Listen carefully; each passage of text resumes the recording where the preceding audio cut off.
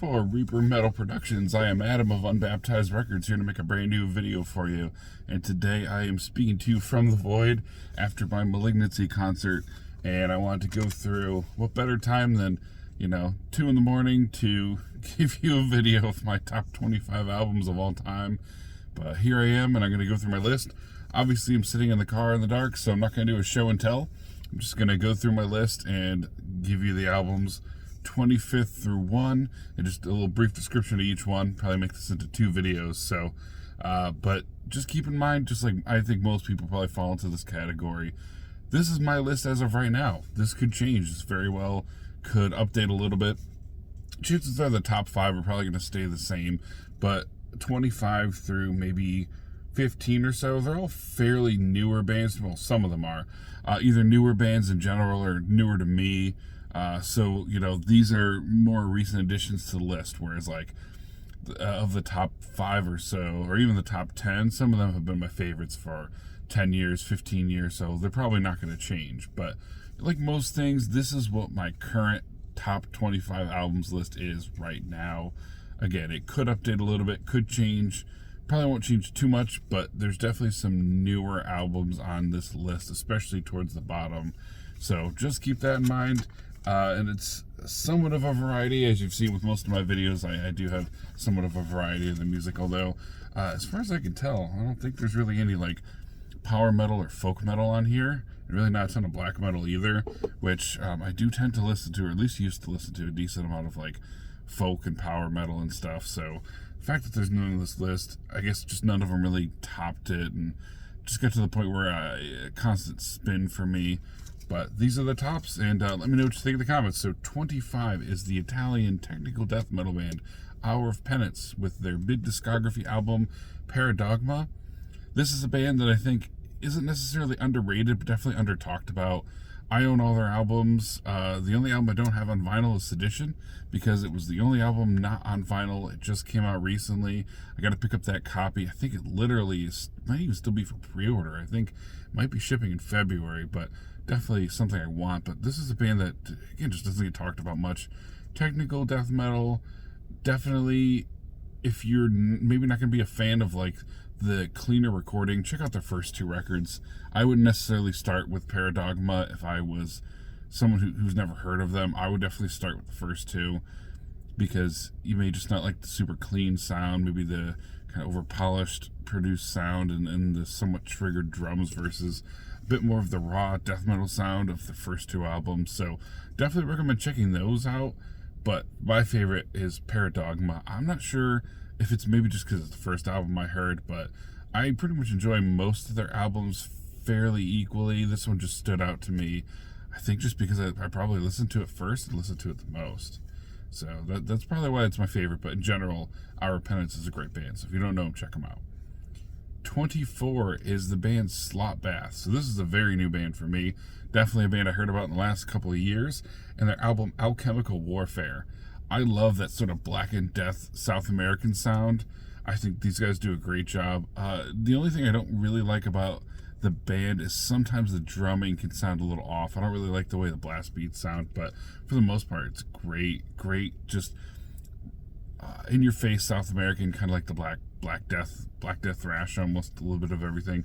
Kind of like a Sarcophago, or I guess a newer band would be like Expulsor, that kind of thing. Definitely a great band. South America, Slotbath. Check them out. Alchemical Warfare is the album. 23 is a band I've talked about a lot on this channel because their newest album just came out and the vinyl actually just shipped to me. It's coming in the mail any day. It's the Australian band Destructor. Their album Opprobrium.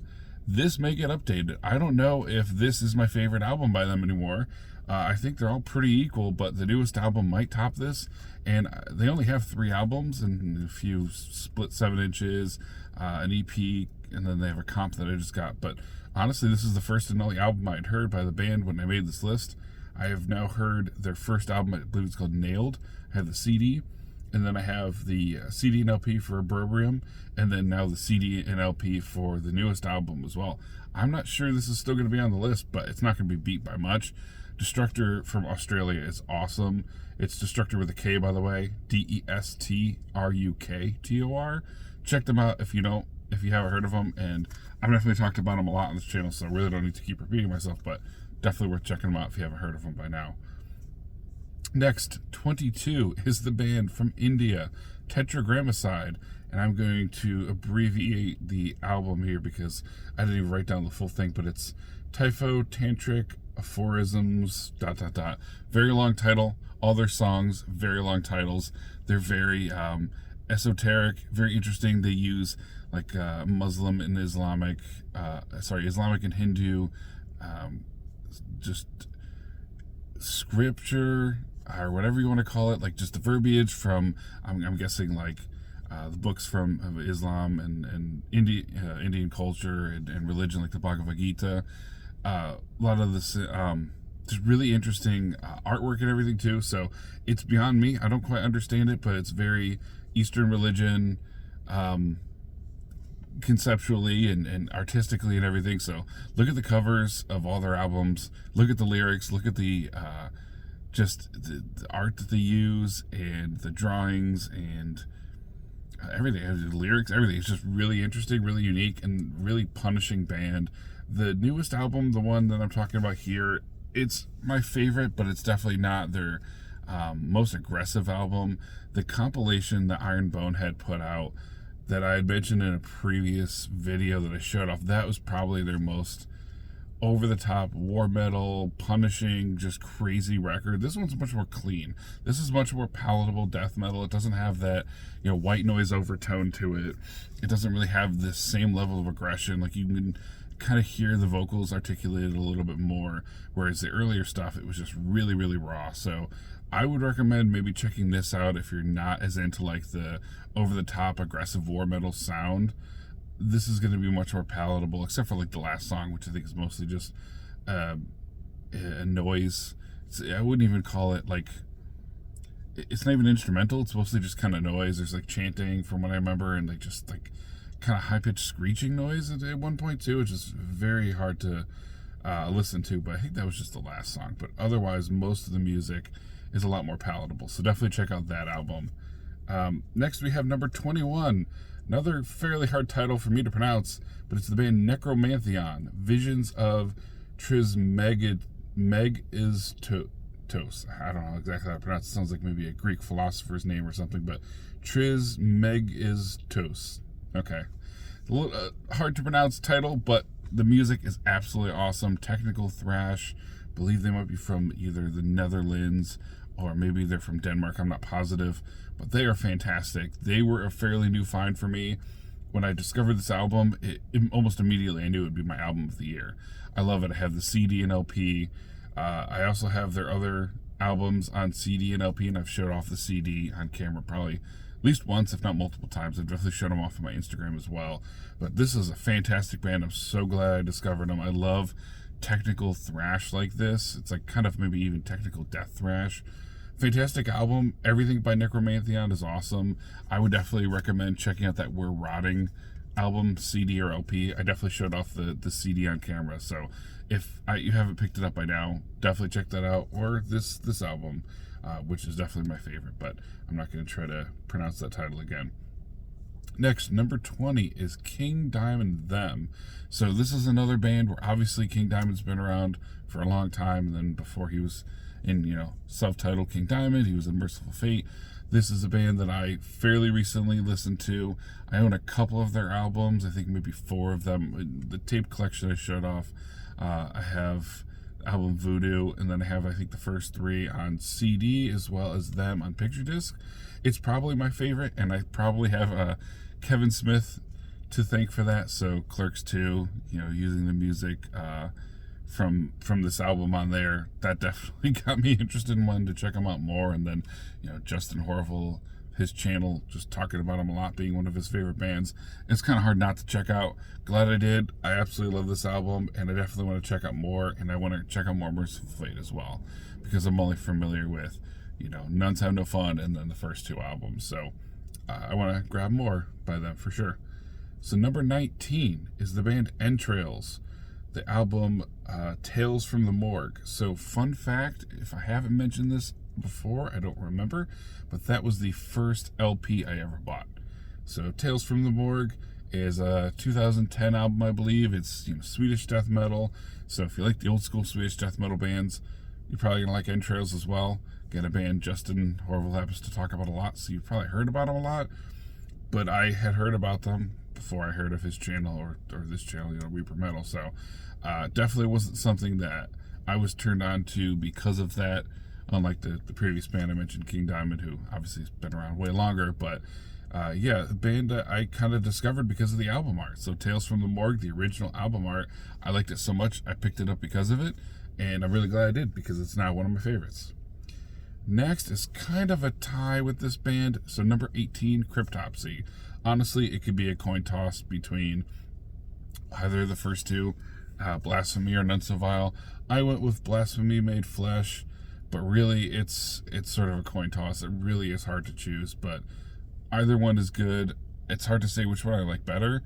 So in theory, we could just say both if we really have to for number 18. Number 17 is kind of an obvious one, old school. So that's Dio Holy Diver. Don't really need to go into much detail. I mean, it's Dio Holy Diver. It's 10 out of 10. One of the best, heavy metal records ever. So number 16, the band may not be a surprise, but the album might be. The band is Behemoth, and the album is Demigod. So I actually think this might be, obviously it's my favorite record by them. I just kind of like the mid-discography stuff by them the best. I mean, the early stuff is good. I really, really like, I think it's their first or second album. And then I kind of lost track after that, their early black metal stuff. And then, their Black Death from their mid-discography. So Demigod and The Apostasy I like a lot.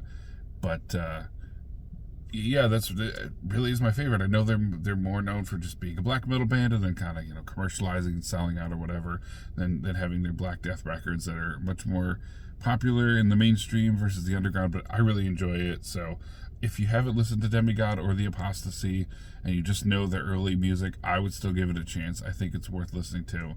I still think it's really good. I haven't listened to the newest stuff, but this I could definitely vouch for. So both Demigod and The Apostasy I think is really good, especially if you're a fan of bands like Belphegor, stuff like that. I think you'd like this because again, it's not straight up black metal like the early Behemoth, but it's still good Black Death. Number 15 is the band Flayed Disciple with their only full-length Death Hammer. Another band I tried to talk about as much as possible. Flayed Disciple out of the UK. One of my favorite bands that I feel like not a lot of people know about. I would love more people to know about them.